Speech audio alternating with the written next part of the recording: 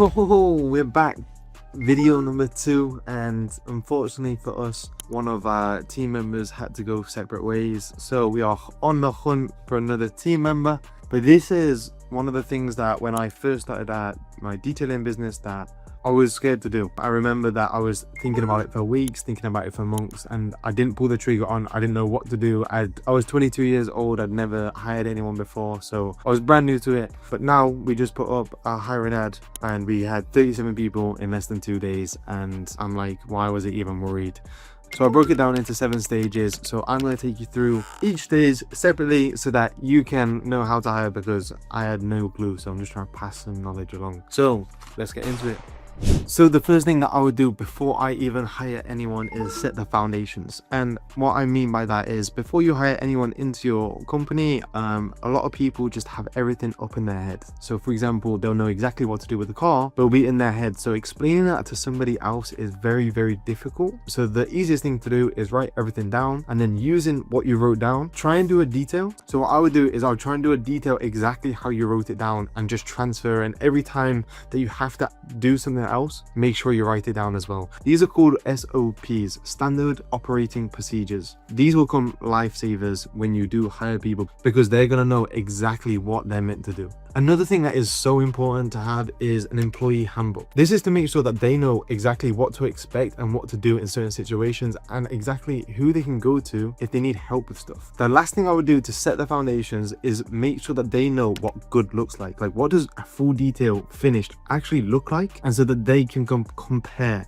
and then having a checklist to make sure that they've ticked everything off so that every role that they need to do is done. Second thing that I would do to hire a team member for my car detailing business is actually put up the ad. Now, to do this, you can put them on multiple different platforms. The ones that I found out to be the best is Indeed and Meta. When I put out the ads today and when I put out the ads, I just needed the ad up as soon as possible today. So I just put it up on Indeed. And like I said, we got 37 people. So I'm going to tell you exactly what you need to include. So when you're writing a job description, what you need to include is who is the job for, who is it not for, what are the roles and expectations for the job, as well as how much you're going to be paying them, and what kind of incentives / bonuses. Try and make the job appealing, because if you don't make the job appealing, people aren't going to want to work. So try and make the job appealing and have bonuses, have incentives, because at the end of the day, you want them to succeed. If they succeed and they do well for your business, that is good for you. So try and make them a plan, a method, all those foundations in place so that they can succeed. Now, a tip for this that we do, because sometimes we need them urgently, right? So what you can do is you can put it advertised. So we push out and we pay for premium on Indeed to make sure that we're going to be in the top 3 people. It's kind of like Google Maps, like you're the top 3 people searched. Also on Indeed, it has the urgently hiring label. That really helps, because people that want jobs now will also apply to us. So there are little nuggets of knowledge for you to do so that you can get people straight away within 2 days. The next stage of the hiring sequence that we use is we get screening questions. So as soon as they apply, they get hit with a question. I think it's about 3 or 4 questions actually, just knowing a little bit more information about it. If they don't reply, we'd then send them a follow-up asking if they're still interested. If not, we won't contact them again.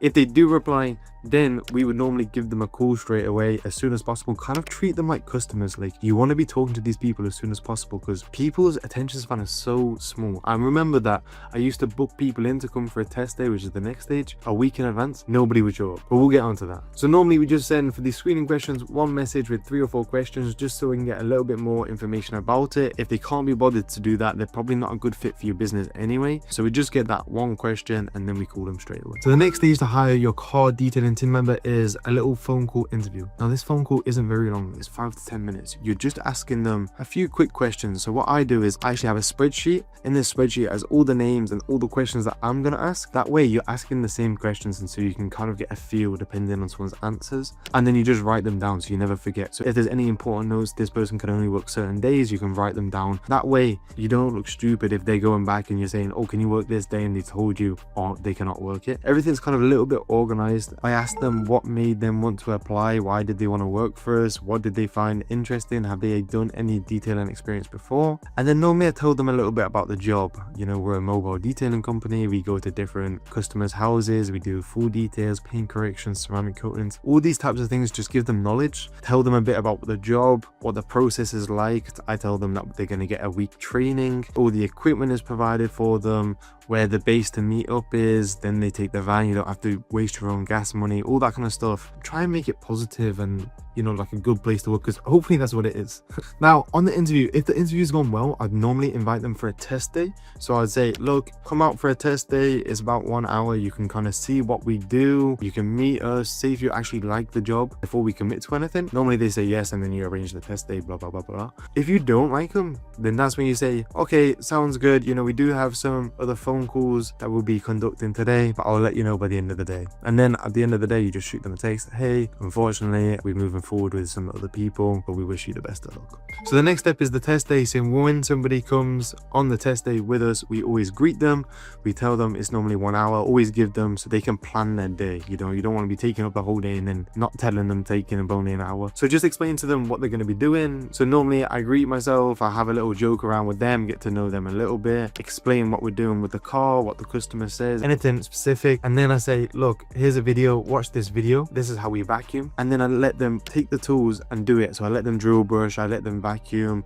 I let them get the skinny brush in there, all that kind of stuff. We let them try, and then obviously we're there, we'll go over, we'll make sure that it's done properly. But after about an hour, we say, how was everything? And then we let them know if we want them to come for a whole test week. In this test week is when we're going to be actually training them. We're kind of just looking for attitude, application, you know, reliability. That's kind of what we're looking for. So once you've decided that you like somebody, that you're ready for them to be able to join the team, you're going to have to train them. Now this is one of the hardest parts, because if you don't train them right and you cut corners, they're going to cut corners. So you have to make sure that you're a perfect role model for them, but also that they know exactly what they're doing. So write it out, record videos, voiceover videos, so that they can see you doing it, but also they can see somebody else doing it, a video to refer back to, some paper knowledge to refer back to, so that they understand. And then you can set standards and what's right and what's wrong and their kind of morals in the business. So that's the expectation. You know, if you set a low expectation, then they're going to do low work. Or it's okay if I don't come in today. It's not.